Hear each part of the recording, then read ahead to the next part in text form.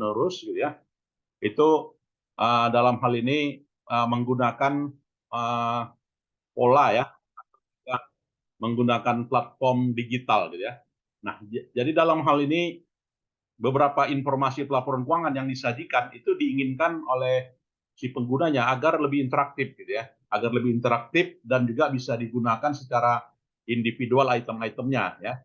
Dari data tersebut bisa apalagi gitu ya, bisa ditransfer gitu ya, atau juga bisa dibaca ya oleh software ya yang menghasilkan pelaporan keuangan yang dalam hal ini didesain khusus ya untuk para penggunanya ya, individual usernya. Nah di sini uh, XBRL di sini gitu ya banyak diterapkan ya pada pasar modal Amerika sejak tahun 2008 ya, di mana ada 500 lebih perusahaan-perusahaan besar Amerika yang menerapkannya. Dan SBRL ini ya banyak kehilangan kendali ya para manajer ya terkait dengan keputusannya secara menyeluruh terkait dengan masalah kinerja gitu ya yang terkait dalamnya.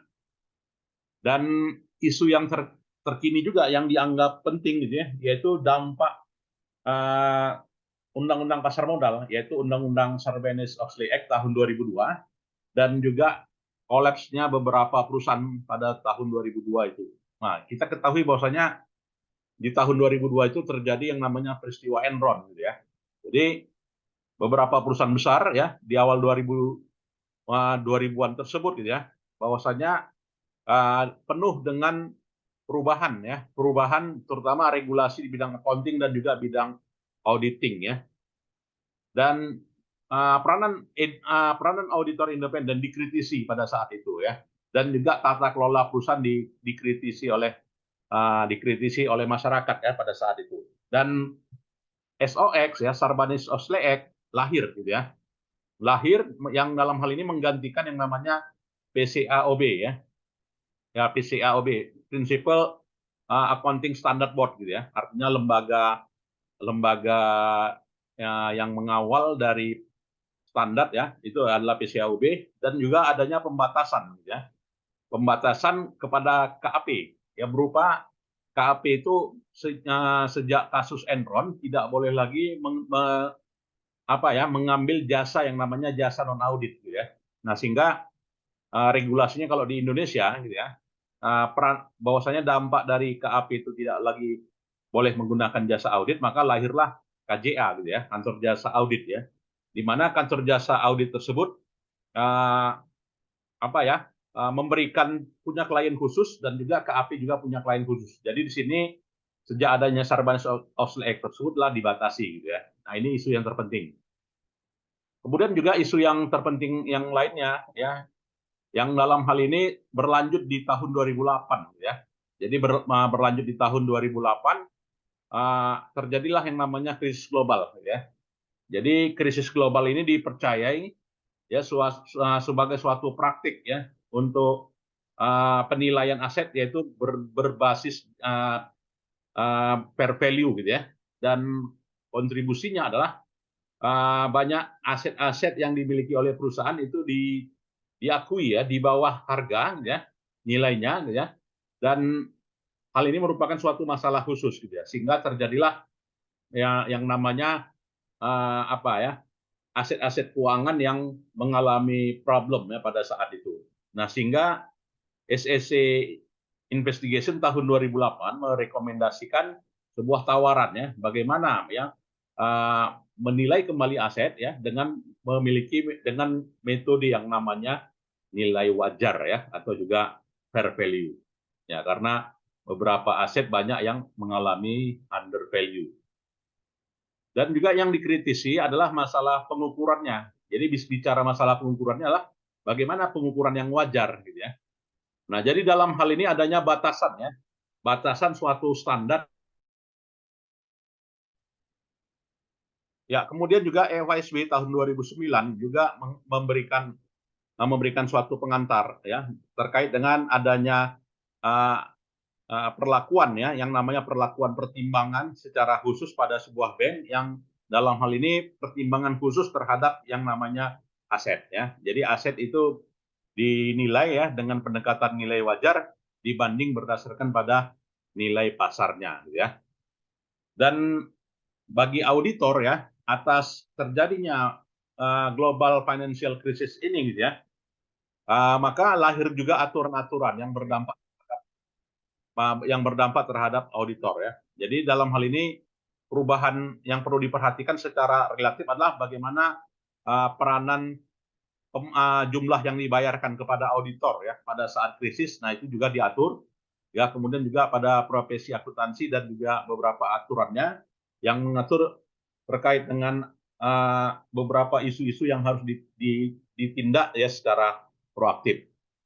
Ya, begitu juga auditor yang ada di perbankan ya. Jadi auditor yang mengaudit perbankan ya. Nah, ini juga mengalami hal yang sulit ya. Hal yang sulit terkait dengan kondisi GFC ya pada saat itu. Nah, sehingga tahun 2002 dan tahun 2006 ya, maka disinilah masuknya yang disebut dengan fase persetujuan konvergensi gitu ya. Di mana SEC tahun 2008 menyusun suatu roadmap gitu ya, yang menggunakan dengan yang namanya prinsip IFRS yang digunakan oleh perusahaan sejak tahun 2014 ya. Dan pasar modal dalam hal ini dampaknya adalah meningkat sangat besar sekali gitu ya. Begitu juga peluang investasi baru ya di Amerika juga meningkat pesat. Kemudian juga beberapa ya perusahaan gitu ya itu dengan mudah tumbuh ya, kemudian juga munculnya 7 poin ya penilaian yang dalam hal ini diluncurkan di tahun 2011 gitu ya. Dan berkaitan dengan isu lainnya adalah isu bagaimana harmonisasi gitu ya, harmonisasi IFRS itu, di mana harmonisasi IFRS tersebut berasal dari konvergensi ya, yang namanya prinsip-prinsip akuntansi yang berlaku umum secara umum di Amerika Serikat atau US GAAP gitu ya. Dan ini apa ya menunjukkan bahwasanya sepenuhnya ya dunia pada saat itu gitu ya itu mengadopsi IFRS gitu ya. Kemudian juga beberapa argumen lain gitu ya yang menunjukkan tingkat kompetensi gitu ya, antara si penyusun standar ya dengan yang diinginkannya ya. Selain itu juga pada isu yang lain yang penting adalah lahirnya standar audit internasional gitu ya. Jadi standar audit internasional ya di sini uh, berlaku secara internasional gitu ya. Berlaku secara internasional have been red flag gitu ya. Artinya memiliki aturan khusus, punya rambu-rambu yang khusus gitu ya. Dan berkaitan juga dengan bagaimana standar audit internasional ini berlaku secara umum gitu ya. Dan bagaimana luncuran dari FRS tersebut gitu ya. Ini menyesuaikan juga ya dengan standar audit yang terkait dengan beberapa aturan-aturan, yaitu aturannya yang mengacu kepada ukuran benar dan juga wajar gitu ya. Jadi kebenaran dan kewajaran. Kemudian juga dalam International Accounting Standard ya, baik itu auditing maupun juga standar akuntansi gitu ya, itu mengharuskan ya bagaimana isu-isu yang berhubungan dengan independensi ya dan juga tata kelola sebelum standar itu berlaku secara global ya. Jadi di sini baik itu auditing maupun juga accounting ya memerlukan yang namanya sikap independen dan juga memerlukan tata kelola yang memadai. Nah, begitu juga isu lain tak kalah penting. Isu apa itu gitu ya? Yaitu isu yang namanya sustainability accounting ya atau akuntansi keberlanjutan. Nah, laporan dan juga penilaian. Jadi perusahaan mengharuskan menerbitkan yang namanya laporan keuangan laporan berkelanjutan ya. Jadi bukan laporan keuangan namanya, tapi sustainability reporting ya. Sesuai dengan pernyataan dalam PSAK nomor 1 gitu ya. Bahwasanya yang dikatakan dengan laporan itu termasuk di dalamnya adalah sustainability report ya, yang merupakan laporan non keuangan ya. Nah, di mana sustainability accounting di sini ini adalah bagian ya khusus ya dari pertanggungjawaban sosial akuntansi, ya. Bicara sustainability tersebut, ya, maka dapat mengacu ya kepada apa ya, dapat mengacu pada kemampuan ya untuk mengeneralisasi di masa yang akan datang terkait dengan perlindungan lingkungan ya, dan juga terkait dengan kejelasan secara hukum antara orang dan juga generasi saat ini dengan generasi yang akan datang. Ya, jadi di sini dengan kata lain, isu yang terpenting adalah ya bagaimana perusahaan mau wajib ya untuk menyusun yang namanya sustainability accounting ini. Dan juga beberapa hal yang perlu dikembangkan terkait dengan sustainability reporting, itu lahirlah lembaga ya kan yang berpusat di Belanda ya. Yang dalam hal ini punya apa ya, yang mengatur standarnya ya, kemudian mengatur etikanya dan juga mengatur item-item ya, apa saja yang disajikan di sustainability reporting itu. Itulah yang disebut dengan GRI ya, atau Global Reporting Initiative tahun 2006 ya. Nah, di mana sustainability reporting itu juga harus berisi apa yang disebut dengan accounting for carbon emission ya, akuntansi untuk emisi gas karbon ya. Di mana sustainability reporting di sini meningkat ya seiring dengan keinginan ya dari adanya audit atau juga keinginan untuk direview secara independen oleh auditor. Ya, karena dengan demikian ya perusahaan itu akan mendapatkan manfaat ya, gain atas berupa meningkatnya kredibilitas atas laporan yang dihasilkan oleh mereka ya. Kemudian juga lahirlah aturan-aturan khusus yang lebih kecil ya.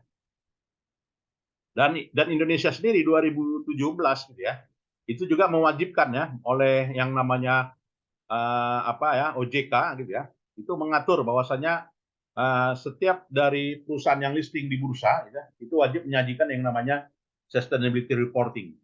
Jadi bukan hanya yang listing saja ya, malah beberapa lembaga keuangan juga harus menyajikan yang namanya sustainability reporting ini gitu ya. Dan tren dari sustainability reporting ini bagi perusahaan itu dapat melihat ya bagaimana praktik nyata ya dari yang namanya laporan sustainability report ini gitu ya. Nah, jadi ini kalau ada yang mau ikut ujiannya, nah ini lagi buka nih ya. Jadi kalau kita mau apa ya, punya pengakuan ya, punya pengakuan atas yang namanya grand accounting ya, atau mahir ya di dalam penyusunan sustainability reporting, ini lagi buka ya. Jadi kalau ada yang mau nanti informasinya ya boleh nanti saya WA-kan ya, siapa yang mau. Jadi nanti di Jakarta ya tesnya ya senilai 9 juta rupiah ya. Nah, selain itu juga isu-isu non keuangan ya yang dilaporkan berupa apa? Yang namanya water accounting. Jadi water accounting ini adalah akuntansi air yang menerapkan ya konsep-konsep prinsip akuntansi akrual atas sumber daya air. Selain itu apalagi? Yaitu yang namanya greenhouse gas emission accounting atau akuntansi gas rumah kaca. Ya, jadi akuntansi gas rumah kaca keduanya ini itu merupakan memerlukan data ya atas sumber daya yang terbatas dan juga secara tradisional ditangkap masuk di dalam sistem akuntansi keuangannya ya. Nah, inilah ya. Nah, sehingga dapat kita simpulkan ya, bahwasanya pengaruh utama ya, pengaruh utama terkait dengan praktik akuntansi dan juga praktik auditing, yaitu bagaimana ya pertumbuhan dari standar akuntansi itu juga semakin meningkat dari tahun ke tahun. Begitu juga bukan hanya standar akuntansi ya, tetapi juga standar auditing ya yang meningkat dari tahun ke tahun ya.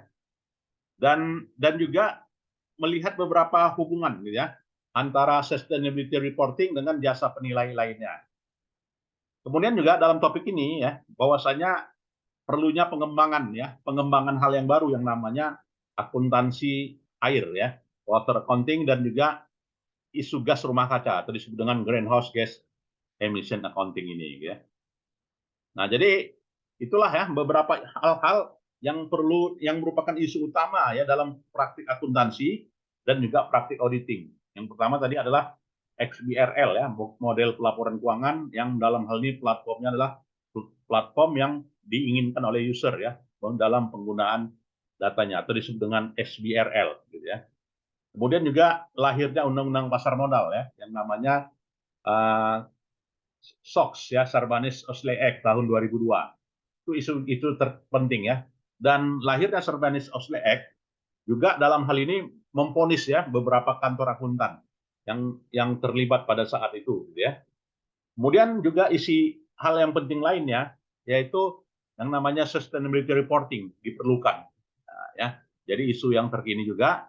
Selain itu juga diperlukannya yang namanya ini ya, aspek non keuangan dalam pelaporan keuangan yaitu water accounting dan juga greenhouse gas emission accounting ya. Jadi akuntansi gas rumah kaca juga harus di disclosure oleh perusahaan sebagai suatu laporan keuangan yang wajib ya.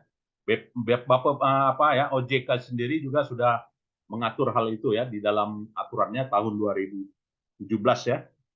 2018 sudah berlaku sampai sekarang ya. Jadi sekarang setiap perusahaan pun juga punya yang namanya sustainability reporting tersebut ya. Nah, inilah ya topik yang terakhir yang perlu kita sajikan ya terkait dengan materi ini. Mungkin bisa kita diskusikan, siapa yang ingin mau berdiskusi, kita buka forum. Silakan.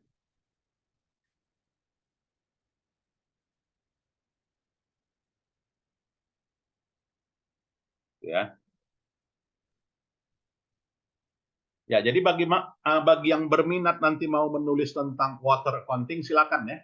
Nah, jadi bagus ya kalau ada yang mau menyusun tesisnya berkaitan dengan isu sustainability adalah water accounting ya, silakan ditulis. Atau juga berkaitan dengan isu gas rumah kaca ya. Yang dimana isu gas rumah kaca ini sudah ada sejak tahun 90-an dan saat ini makin parah juga gitu ya. Efeknya dampak dari gas rumah kaca ini ke bumi sehingga suhu di permukaan bumi ini dari hari ke hari makin panas gitu ya. Nah, ini yang perlu kita sampaikan. Silakan, ada yang mau berdiskusi? Materi kah? Habis ya? Silakan. Pak, boleh nanya Boleh, silakan. yang tentang UAS sebenarnya ini Pak, di luar dari topik. Ya. Iya. Itu nanti UAS kita yang untuk publish ke Scopusnya bagaimana itu Pak? Ya, nanti kalau udah siap papernya sesuai dengan contoh, kirim ke saya. Nanti saya yang terbitkan sehingga terbit tepat waktu. Judul ini ya, filenya Pak? Judulnya udah saya berikan kan? Nah, format file judulnya. Kan kepanjangan tuh atau pakai ingin aja nama kelompok aja gitu. Nah, itu boleh kelompoknya apa ya? Kelompoknya dipilih sendiri berdasarkan urutan absen atau memilih ya masing-masing mana yang sesuai. Itu ada 9 judul ya kemarin ya. Format file dikirim ke ya, Bapak itu Pak? formatnya ini saya kirim ya. Ini saya kirim. Enggak Pak, maksudnya format namanya, nama filenya. Format nama filenya. Ya, boleh nama penulis pertama dan nama penulis kedua ya. Itu maksimal dikirim di tanggal 9 kan Pak? Ya, betul. Maksimal di tanggal 9 saya udah terima ya. Nah, ini ada contohnya saya kirimkan ya. Kemarin belum ada contohnya ya.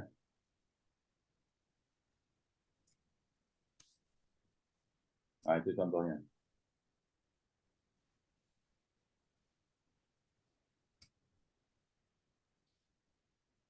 Ya, nanti kalau udah siap, apa ya, kirim ke saya dan nanti kita terbitkan ya, supaya nanti mahasiswa punya karya ya, tertulis di Scopus ya, hasil dari luaran perkuliahan ini.